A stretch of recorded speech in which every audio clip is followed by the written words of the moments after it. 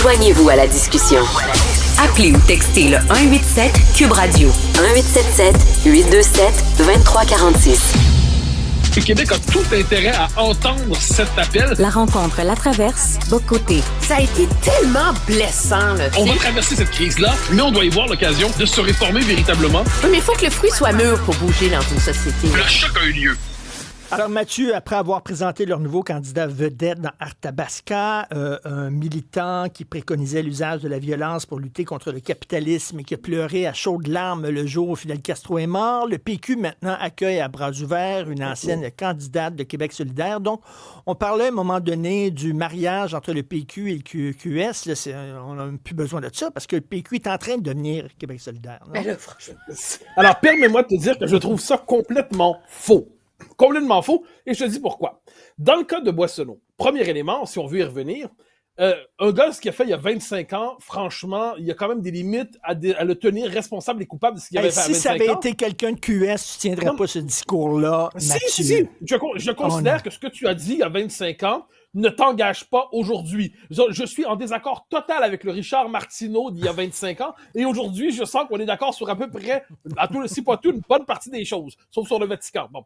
Ensuite, pour ce qui est de la candidate de QS, là, ça me frappe parce que on est devant une candidate qui, dans Terrebonne, a décidé, après son échec électoral, s'est senti abandonnée par son parti, de rejoindre le Parti québécois en disant, la coalition indépendantiste, elle est là. Par ailleurs, elle dit, et c'est là qu'on peut lui faire, premièrement, le propre d'un parti indépendantiste, c'est d'accueillir des indépendantistes de tous les horizons, de gauche, de centre, de droite. C'est normal. Sinon, on fait pas d'indépendance, on décide d'être dans une niche idéologique. Une fois que c'est dit, moi, ce qui me frappe avec cette dame, par ailleurs fort honorable, c'est que je pense qu'elle n'a pas vraiment lu complètement le programme du Parti québécois. Quand elle dit, je lis le Parti québécois, et ça converge sur le plan progressiste, et ainsi de suite. J'aimerais rappeler qu'entre QS et le Parti québécois, désaccord de fond sur le multiculturalisme, désaccord de fond sur l'immigration massive, désaccord de fond sur le voile islamique et la laïcité, désaccord de fond plus largement sur la laïcité, désaccord de fond sur la question de la censure, désaccord de fond sur la liberté d'expression. J'ajoute désaccord fondamental entre d'un côté un parti socialiste et de l'autre un parti social démocrate libéral. Toujours là-dessus, PSPP récemment a marqué, il a rappelé, c'est assez important, la nécessité de lutter contre la bureaucratie au Québec. Je n'avais pas l'impression que c'était un créneau QS. Il ajoute aussi qu'il est en conflit avec les syndicats qui l'accusent de faire du populisme sur la question de la bureaucratie des fonctionnaires. Donc, moi, qu'une candidate de QS rejoigne le Parti québécois, parce que c'est vrai que je suis de gauche, je suis plus à gauche, mais c'est une coalition indépendantiste où on trouve aussi des gens qui aiment lire Richard Martineau, qui aiment lire Mathieu Bock-Côté, puis qui aiment lire aussi José Legault, puis c'est normal qu'une coalition accueille tous ces gens-là. Puis que cette dame-là décide de rejoindre le parti avec les positions que je t'ai énoncées, je vois pas en quoi c'est le même parti dans les deux cas. Faut quand même m'emmener, c'est pas parce que quelqu'un te fait une déclaration d'amour et puis te voit à la manière d'un fantasme, ça veut pas dire que tu es la manière dont il te voit, mais ça veut pas dire que tu peux pas dire tu es le bienvenu dans la famille pour peu que tu acceptes nos règles. Alors, Emmanuel, qu'est-ce que tu penses de ça, là? Quelqu'un qui change de parti, là? Tu sais, c'est pas un détail, là. La loi sur la laïcité, QS, c'est leur socle, là. Ils sont contre cette loi-là, fondamentalement. Et là, elle quitte ce parti-là pour aller dans un parti qui trouve que la loi sur la laïcité de la CAQ ne va pas assez loin. À un moment donné, là, c'est comme... c'est quoi tes allégeances, là? Ses allégeances premières à elle, c'est la souveraineté, puis c'est l'affaire. Les gens font des compromis sur une foule de choses en politique. Il y a des gens qui sont souverainistes pour qui la laïcité, c'est ce qui est le plus important. Il y a des gens qui sont souverainistes pour qui la bureaucratie, c'est ce qui est le plus grave. De la même façon que chez les libéraux, il y en a qui sont plus à droite, il y en a qui sont plus au centre. De toute évidence, j'ose espérer que pour elle, l'enjeu de la laïcité, c'était pas primordial et absolu, parce que là, elle risque de se retrouver un peu en position délicate, ou peut-être finalement qu'elle a évolué et qu'elle a vu que les positions radicales de Québec solidaire sur la question avaient leurs limites. Ou peut-être juste retourner sa veste. Oui, mais attendez, là, si je peux me permettre, ensuite, je ne veux pas diminuer l'importance existentielle de madame dont le nom m'échappe, mais qui s'est ralliée à l'exécutif. Poirier. Poirier, voilà. Madame Poirier était candidate d'un parti qui n'a pas fait 5% dans Terrebonne et elle est devenue membre de l'exécutif local de Terrebonne. En matière de transfuge dans l'histoire, c'est pas ce qu'il y a de plus important. Tu sais, c'est pas Bernard Dréville qui passe du PQ à la CAQ avant de revenir peut-être au PQ demain. C'est pas Simon-Jolin Barrette qui pourrait demain passer au PQ. C'est pas, à la rigueur, Lucien Bouchard qui passe des conservateurs pour fonder le Bloc québécois puis ensuite devenir chef du PQ. C'est Madame Poirier, on dit? Bon, Madame Poirier, qui est bien connue de sa mère, et qui, ça veut pas dire que c'est pas une personne de valeur. C'est juste que son importance dans le poids politique général est assez minime. Donc, dire que le PQ devient une forme de QS peint en bleu, moins d'immigration, ce qui serait par ailleurs déjà pas un détail, à cause de ce petit transfuge, c'est quand même dingo. Puis pour ce qui est de Boissonneau, je me permets d'ajouter une chose, parce que, moi, il y a une chose que je sais, entre guillemets, Boissonneau, je ne le connais pas perso, je l'ai jamais rencontré, mais on m'en parle depuis des années. Et moi, celui dont on me parlait, mais en privé, j'entends, donc c'est le fruit de quoi? Je vais faire ce que je devrais pas faire, je rapporte des échanges privés. On me disait depuis des années, tu t'entendrais bien avec lui, c'est plutôt un nationaliste conservateur. Pas de la même manière que toi, pas aussi prononcé que toi, donc je comprends qu'il doit être plus modéré, mais ça arrive assez souvent. Mais sur le fond des choses, on est devant quelqu'un qui, son centre droit, entre guillemets, c'est pas une étiquette tardivement collée sur un ancien militant de Germinal. Le gars a eu le temps d'évoluer intellectuellement. Donc, si on veut enfermer à jamais les hommes et les femmes dans leurs erreurs de jeunesse, je veux dire, c'est terrible. Je sais pas ce qu'Emmanuel pensait à 20 ans. Je sais pas je sais ce que tu pensais à 20 ans. Je sais ce que différentes personnes pensaient à 20 ans. Et je ne parle pas, lorsque je vous parle, à l'adolescent en vous, et encore moins au post-adolescent. Je parle à l'adulte devenu, croyant, donc vos idées politiques aujourd'hui sont le fruit d'une évolution, et c'est à cette personne-là que je parle. Emmanuel. Mais c'est surtout qu'on s'entend, elle a été candidate, elle a décidé de changer de parti pour aller devenir militante au sein du Parti québécois. C'est juste ça et ce n'est que ça. Puis dans les faits, on en a vu faire ce basculement-là. Pensez à Gaétan Barrette, qui était candidat vedette pour la CAQ à une époque, qui est allé au Parti libéral. Il y a plein de raisons pour lesquelles les gens changent de parti. Mais surtout quand ils sont au niveau d'être militants, je te dirais que si les gens changeaient jamais d'allégeance et de parti, on n'aurait pas de revirement de gouvernement, là. Je pense que ça fait partie de la chose politique. Pour un parti qui est en ascension comme le Parti québécois, c'est d'être vu comme étant plus acceptable par les adversaires d'hier et comme devenant finalement le véhicule de choix pour l'avenir. C'est ça l'essence de la joute politique, là, c'est de faire changer des gens d'idées, là. Et je pense que l'importance de cette histoire-là, c'est pas qu'en elle seule, cette défection-là soit si grave que ça. Je pense que dans les faits, ça change pas grand-chose. Mais c'est que c'est un boulet de plus dans une année horrible pour Québec solidaire, où finalement, on sent que la fracture qui a mené au départ à l'époque de Émilie Lessard-Terrien, qui a mené à la grande remise en question en vue et ce plaidoyer pour plus de pragmatisme de Gabriel Nadeau-Dubois pour finalement accoucher par son départ, mais c'est une fracture qui ne se résout pas et pire, qui engendre la désorganisation généralisée, qui fait en sorte qu'on a une élection partielle puis qu'il n'y a pas un député du caucus qui pense à aller faire campagne avec la pauvre candidate, puis qu'il n'y a pas un chat qui s'imagine que ça serait peut-être une bonne idée d'aller la rejoindre le soir où les résultats sortent, là. Alors, c'est ça qui est révélateur, puis le fait qu'elle décide de partir, ben tant mieux pour elle, là, de dire, écoutez, pourquoi je milite pour vous quand, après avoir fait tous ces efforts-là, vous daignez même pas m'accorder une demi-soirée, là, tu sais.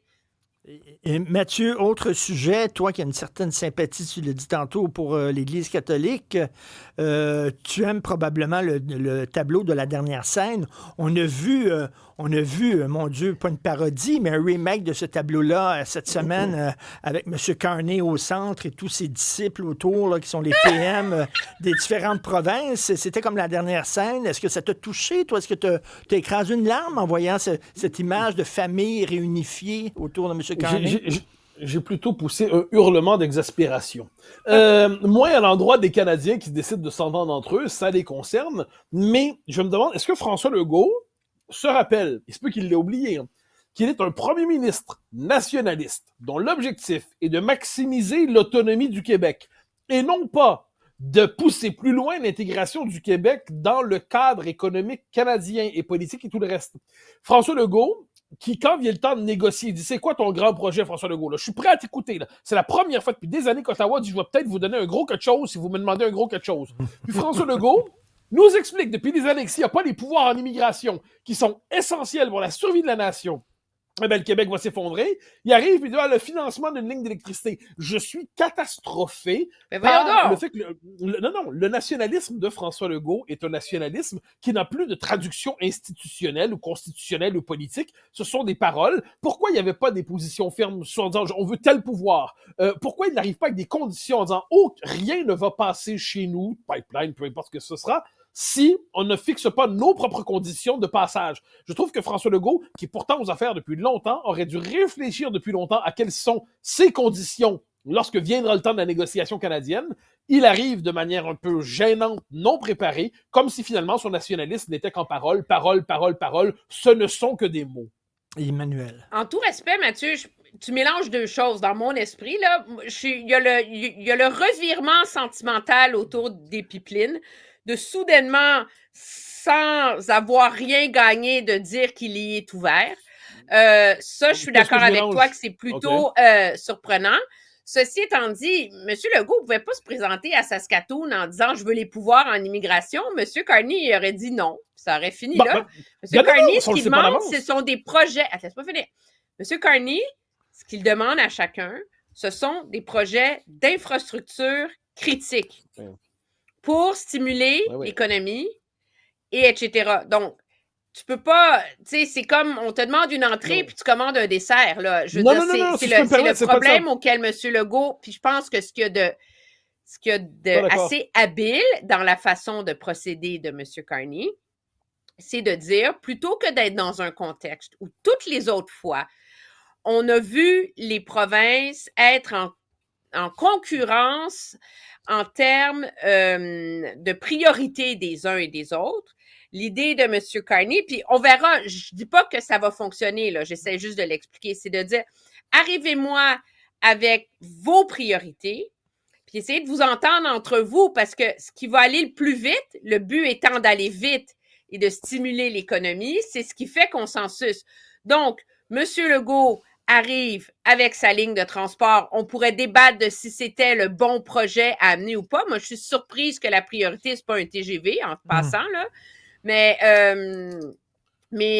il se retrouve finalement bien content de voir que le consensus le plus simple qui peut émerger dans l'ouest du pays, c'est un pipeline vers Churchill Falls. Fait que là, il se retrouve, il rentre à la maison. En attendant, il est le seul premier ministre qui a eu un saut d'approbation de la part de M. Carney pour sa ligne de transport. Alors, je ne peux pas vraiment s'embarquer dans le projet canadien, là. Je te dirai pourquoi je ne suis pas en train de confondre les choses. Dans ton esprit, que je conçois, qui est un esprit plus ottavien de ce point de vue, Ottawa fixe un agenda, fixe une règle du jeu, puis le rôle des provinces, c'est de jouer dans le film le rôle qu'on leur a demandé de jouer. Mais si on a un nationaliste québécois, je ne demande pas aux gens de l'être, mais apparemment le premier ministre dit qu'il l'est.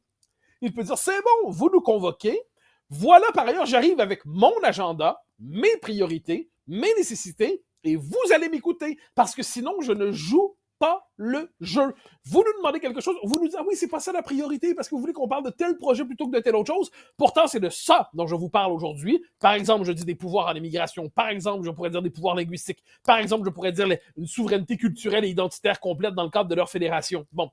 Mais ça, c'est-à-dire que ça implique d'avoir le sens de l'initiative. Parce que si on décide de jouer seulement dans le jeu auquel on nous invite de jouer, sans se dire qu'on peut décider d'en changer les règles, parce que les intérêts du Québec ne sont pas ceux de la Saskatchewan, du Manitoba, de l'île du Prince-Édouard, ou de je ne sais quel autre endroit dans ce charmant pays. D'embrasser les priorités de la Saskatchewan puis des autres. Non, ce que j'entends par là, c'est... Non, mais les nationalistes québécois s'en foutent pas.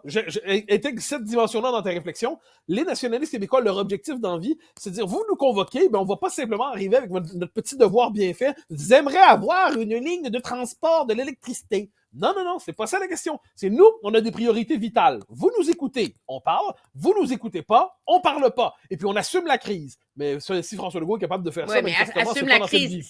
C'est là, en tout respect, qu'il y a un problème. C'est que M. Legault, sa ligne de transport, l'entente avec Terre-Neuve, il en a absolument besoin.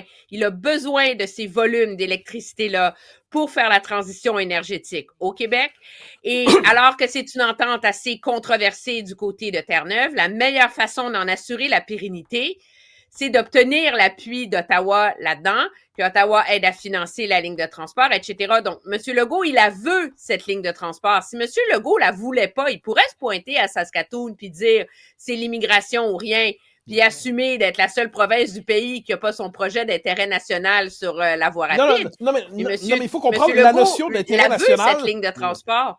Mais la notion d'intérêt national, quand on est québécois, ça se situe au niveau québécois. Au niveau canadien, c'est l'intérêt fédéral, leur intérêt national, c'est pas le nôtre. Et je trouve que, encore une fois, si c'était avec des libéraux, les libéraux qu'on connaît, qui étaient au pouvoir, avec Pablo Rodriguez ou avec son ancêtre Philippe Couillard, ça me dérangerait pas. Je dirais, ils jouent dans le film auquel ils sont entendus. C'est Police Academy 28, on connaît déjà le film, on connaît la fin. Mais là, on est théoriquement, je reviens là-dessus, avec un système d'attente, on est devant un leader nationaliste, un premier ministre qui nous explique qu'il est d'abord et avant tout nationaliste, qui défend l'autonomie du Québec. Et là, l'occasion, puis en politique, la politique est faite d'occasion. On va dire de Sun Tzu à Lénine, à Machiavel, pas dans ce sens-là, de Sun Tzu à Machiavel à Lénine, tout le monde a toujours su que quand une occasion se présente, il ne s'agit pas de s'y présenter avec un carnet de notes à la manière d'un bon élève. Il s'agit de dire, on va changer les règles à notre avantage, on va profiter des circonstances. Ce qu'a fait Pierre-Éliott Trudeau en 81, 82, le rapatriement de la Constitution. Il n'avait pas le mandat de faire ça. Il s'est emparé des circonstances pour nous imposer son agenda. Je constate que M. Legault n'avait pas d'agenda. Alors, tu as le mot de la fin, Emmanuel. Oui, mais je pense que M. Legault est dans un contexte où ce qui lui reste avec peu de temps en vue des prochaines élections, c'est d'obtenir les leviers nécessaires pour faire croître l'économie. Puis dans le contexte actuel, il fait le pari que c'est mieux de passer par là que de risquer de se retrouver gros gens comme devant avec aucun gain et rien pantoute en bout de ligne. Et c'est ça le pari qu'il a joué, là. C'est un calcul très rationnel, là. Il n'a pas joué le tout pour le tout.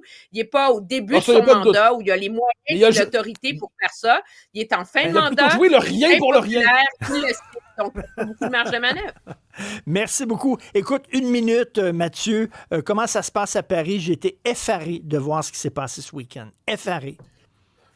Et pourtant, pas de surprise. C'est-à-dire qu'il y avait des forces de sécurité qui étaient déployées. On savait que ça allait déborder. On savait que ça allait exploser. Ça a débordé. Ça a explosé. Je note que les grands médias, d'abord, ont cherché à dire non, il s'est rien passé, des petits débordements, rien de grave. Quand on constate que, comme toujours, hein, la fête était merveilleuse, oui, il y a eu 2-3 excités, mais rien de trop grave. Au final, quand on regarde, c'est un bilan, mais c'est un bilan absolument tragique. Il y a des morts, soit dit en passant, c'est pas un détail, des morts. Il y a aussi destruction de biens, c'était du pillage, c'était une délinquance conquérante, une délinquance qui s'emparait d'une ville, qui jouissait de la délinquance, qui jouissait de la destruction, qui jouissait de la violence. Et ne soyons pas surpris, si je peux me permettre, que c'est une délinquance qui s'exprime une profonde haine de la France. Je ne suis pas surpris, nous sommes habitués chaque fois. Épouvantable. Merci beaucoup à vous deux. Merci. Bonne soirée. Bye bye. Au revoir.